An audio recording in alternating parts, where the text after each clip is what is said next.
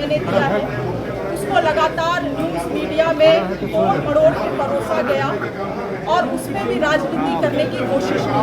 उस 2 मिनट के इंटरव्यू में मैंने कहीं पे भी किसी घुसपैठिया शब्द का भी प्रयोग नहीं किया है और ना ही किसी की तुलना किसी और के साथ किया। अलग अलग मामले मेरे हाल ही के दिनों में जो बयान मैंने दिया है उसको लगातार न्यूज़ मीडिया में तोड़ मरोड़ के परोसा गया और उसमें भी राजनीति करने की कोशिश की। मेरा उस 2 मिनट के इंटरव्यू में मैंने कहीं पे भी किसी घुसपैठिया शब्द का भी प्रयोग नहीं किया है और ना ही किसी की तुलना किसी और के साथ किया।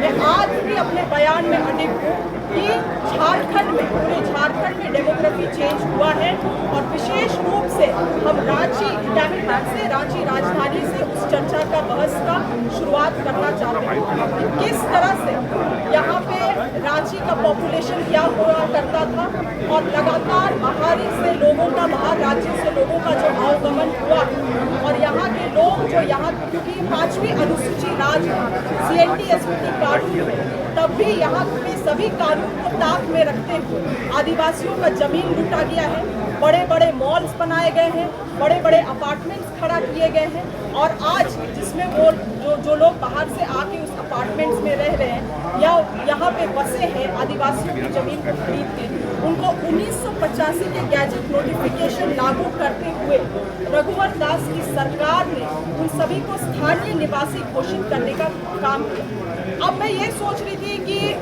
भाजपा को तो मेरे बयान से दर्द हो रहा है पेट में और निश्चित रूप से होना भी चाहिए, क्योंकि उन्हीं की सरकार थी जब रघुवर दास को उन्होंने मुख्यमंत्री बनाया था। एक गैर आदिवासी को, यहाँ का गैर झारखंडी को यहाँ पे मुख्यमंत्री बनाने का काम किया।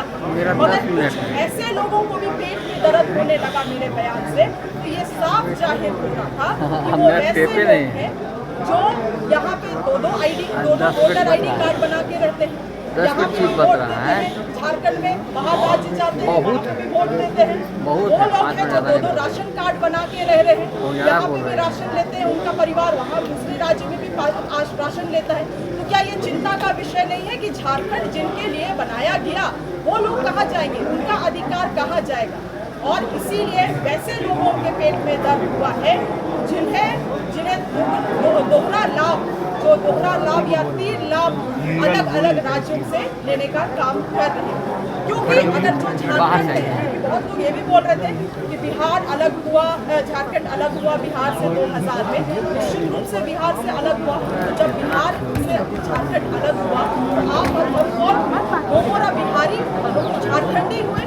तो जब अब हम बोल रहे हैं कि लोग बिहार से आके यहाँ के आदिवासी मूलवासियों का राज्य का अतिक्रमण कर रहे हैं, तो यहाँ पे कौन लोग हैं जिनके पेट में दर्द हो रहा है, ये बात मैं जानना चाहती हूँ। साथ ही साथ जो डेमोग्राफी चेंज पूरे राज्य में आप देखेंगे, और मैं इसको मनगढ़ंत चीज़ों के साथ नहीं, 1991 का जो जनसंख्या का डेटा है मेरे पास और जिसमें रिसर्च कराया गया था, सभी आंकड़ों को लेकर मैं आई हूँ और यहाँ पे साफ आप देखेंगे कि झारखंड के आदिवासी जनसंख्या 1900 में 65% था और 1991 के जनगणना में वो घट के 27% हो गया।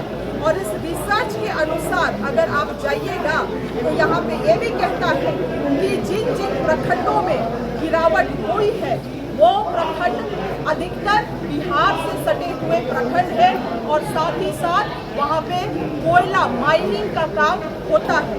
और यहाँ इस रिसर्च में ये साफ लिखा गया है कि झारखंड क्षेत्र में आदिवासियों की घटती हुई प्रतिशत का कारण बाहरी लोगों का आना है, यहाँ से आदिवासियों का पलायन है और जनगणना में हेराफेरी है। तो ये जनगणना में हेराफेरी कैसे है?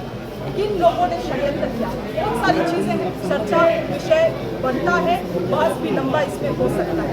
इसलिए आखिरी बात जो आज मैंने विधानसभा में उठाया मामला कि महिलाओं के, आदिवासी महिलाओं की छवि को ये लोग धूमिल करने का काम कर रहे हैं कि जिस तरह से अगर बांग्लादेशी घुसपैठी झारखंड में आए हैं, आदिवासी महिलाओं से शादी की है, उनके साथ दुर्व्यवहार कर रहे हैं, बच्चा पैदा करके उनको छोड़ दे रहे हैं, फिर से किसी और से शादी कर रहे हैं, तो निश्चित रूप से आप ऐसे मामलों के सामने लाए, हम लोग उस पर कार्रवाई करेंगे।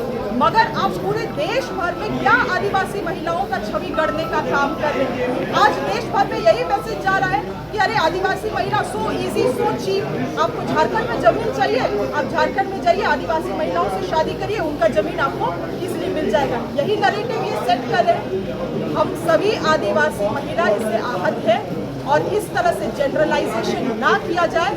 हम लोग बहुत विपरीत परिस्थिति में समाज से चीज़ों से लड़ के इतना दूर पढ़ लिख के पहुंचते हैं और इस तरह से आदिवासी महिलाओं का छवि को धूमिल करना, पूरे देश भर में एक इमेज उनका गढ़ने का काम करना कि tribal women are so easy going is just disrespected. इसीलिए मैं ये कहूँगी भाजपा को इन चीज़ों के लिए भी इसी सदन में ये बात उठा है, इसी सदन में उनको माफ़ी मांगना चाहिए आदिवासी महिलाओं से। हमसे जुड़े रहने के लिए हमारे YouTube चैनल को सब्सक्राइब करें और नई वीडियो की नोटिफिकेशन के लिए बेल आइकॉन को दबाएं। अगर आप ये वीडियो Facebook पर देख रहे हैं तो लाइक जरूर करें और ज्यादा से ज्यादा शेयर करें। धन्यवाद।